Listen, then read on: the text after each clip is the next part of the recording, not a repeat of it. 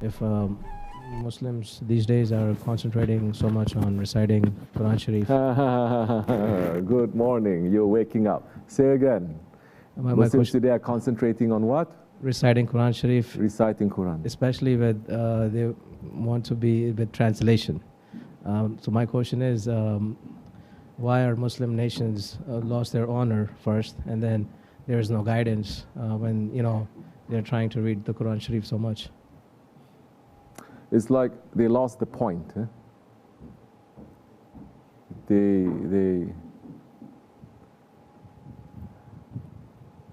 How did they lose their honor? Our honor is with the Prophet, always. As the Sahabi-Kiram said, we were an honorless people until Allah gave us honor through the Prophet ﷺ. Yes? Islam came through the Prophet ﷺ. The representative of that Prophet is called the Khalifa. When we kicked away the Khalifa, when we betrayed the Khalifa, we lost that honor. So what was the other thing you said? How we lost the honor and how we what? Lost guidance. Guidance. Now, good. We lost the honor because we say we don't want our lives to be ruled by the laws of Allah, the laws of the Prophet ﷺ. We want the laws of this dunya, the laws of these so-called Western nations. We want that kind of worldly honor we want. So Allah then removes the honor from us, and we enter into a very, very dark and disturbing and violent age known as Ahirizama. When we have lost that honor, together with us rejecting the Khalifa, Khalifa is not just one person that we sing rejecting, you understand? It is the whole system, that how Islam was ruling individuals to nations for 1400 years. We don't want that system anymore. Entire nations, we're not talking about one group here, all Muslim nations. We don't want that. So when you reject the guidance of the Prophet, the laws of the Prophet ﷺ, then reject the guidance. And in that rejection of this whole system, that especially with the Ottomans, as the khutbah is saying, it is an empire of tasawwuf, it is an empire of tariqat, it is an empire of Sufism. And they made sure that the first thing they say that we want to destroy when they take away that Khalifa is no more sheikhs, no more turbans, no more taqiyas, no more dergahs. They say no more zikr. On the one hand, we have the extreme, secular people who hate Islam, saying no spirituality. On the other extreme, you have like the other side of the horn of evil. They are religious people, looks like it, but they say no need sheikhs, no need guides, no need zikr, no need anything to make the heart to become awake. Just that. That's okay. Recite, recite, recite. So when you lose this honor and when you lose this guidance, everyone is according to their own ego. And everyone's ego is going to declare itself to be Lord. So everyone starts taking care of themselves. When you start taking care of yourself, you're not looking around. You're not saying, like your Prophet is saying, ummati, ummati. You are not. So the concentrating now will be my own jannat. My own showing off to other people how religious I am. My own concern about how I must look to be high-class Muslim. Everyone then runs after just memorizing of the Quran, but it doesn't go past the throat.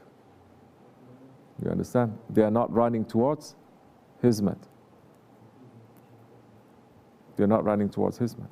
They're not running towards helping others. For you to be able to help others, your heart must be working. You don't have to be a super intelligent person, you don't have to be a scholar, you don't have to be smart. Your heart has to work.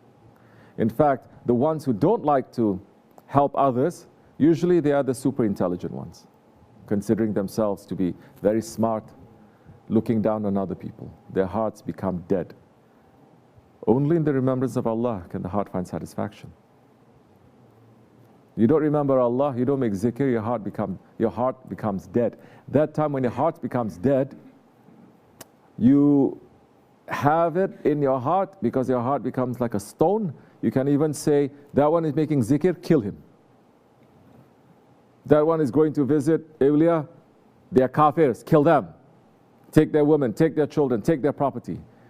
This has been happening for over 100 years. I'm not talking about non-Muslims who are doing it. I'm talking about Muslims themselves. So these two sides now, squeezing everything. You understand? So now people's hearts are dead. And then, on top of that, bring all the confusions of the Ahirizama, all the confusions of Dajjal. Bring with that all the dunya that is given. Bring to that all this love of this dunya. Hubub dunya. Hubub dunya. Everybody is rushing to make Umrah in this month. Everybody is rushing to go there. Why are you rushing? You're going there and you are being guided to say, leave your dunya, come to Akhirat? Or are you just going around doing as you like also? Is that guidance to say, now leave? It is as if you died. You must come back. When you look at the world, you must get sick of it. No. That's why people go back and forth, back and forth. Doesn't mean anything. For those ones whose hearts are alive, they go one time is enough. One time is enough. Their hearts start to shake, and then they come back and they live their lives preparing for death. Not coming back, living their lives like, oh, it's a vacation, and then sick of this vacation. Where else shall we go? Let's take vacation to Umrah also. Try to feel holy for a little bit. So the hearts are not working. So you can have so many loves now in that heart, the love of this dunya. So many so religious they look like. So many they're so spiritual they look like. They want to go to Umrah, they talk about this, talk about that. When we look at their lifestyle that they put everywhere on Instagram, you don't have to imagine anymore, everywhere. Oh, number one, running through the lifestyle of the unbelievers. Put Christmas tree, put what other things? I don't know, pajama party,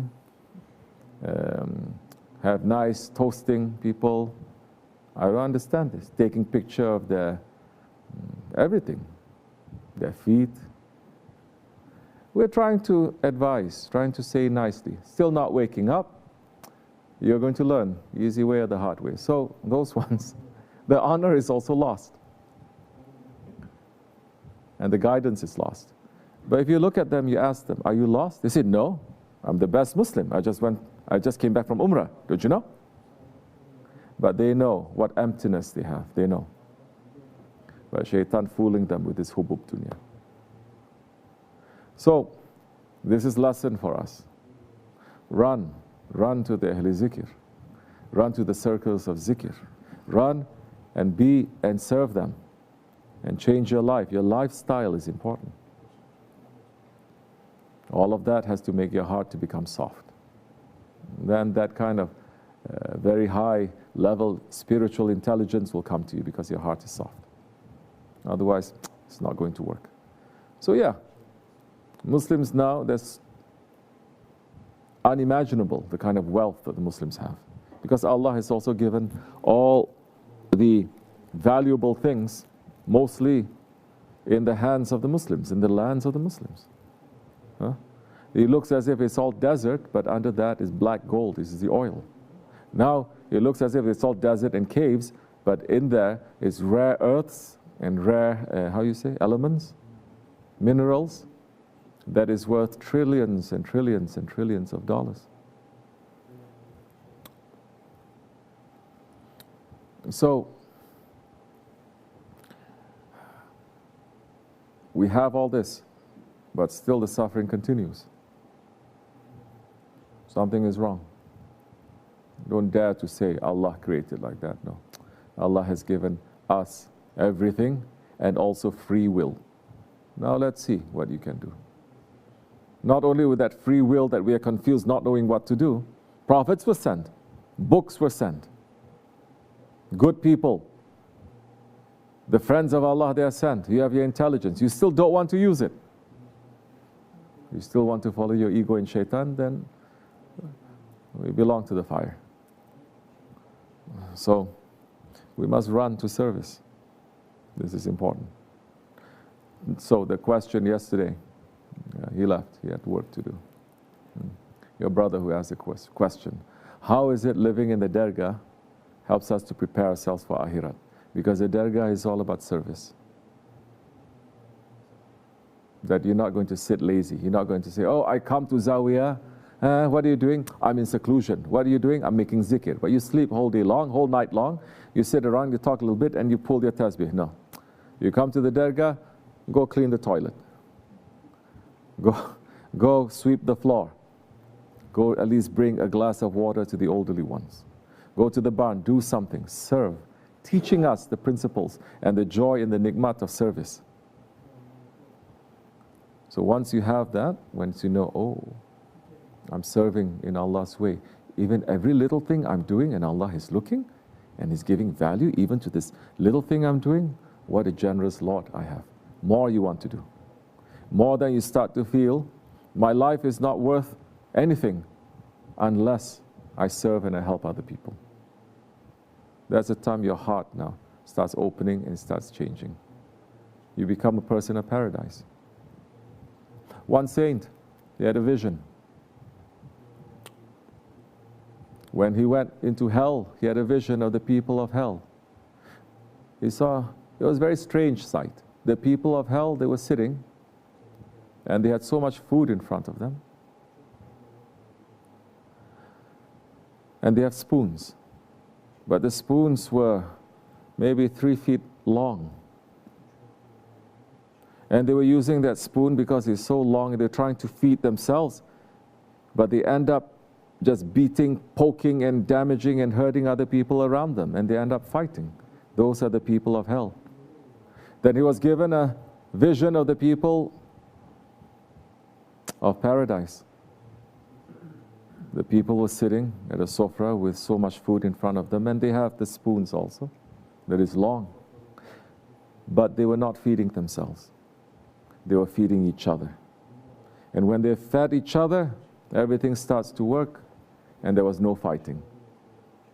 So it is the people that changes the place. Everything else is the same. May we become the people of paradise. May we start changing to have the characteristics of the people of paradise here in this world, inshallah. May Allah forgive me and bless you. Al-Fatiha. Ameen. Assalamu alaikum wa rahmatullah. All right. Any other question? Anyone else? Yes, Ali Abbas.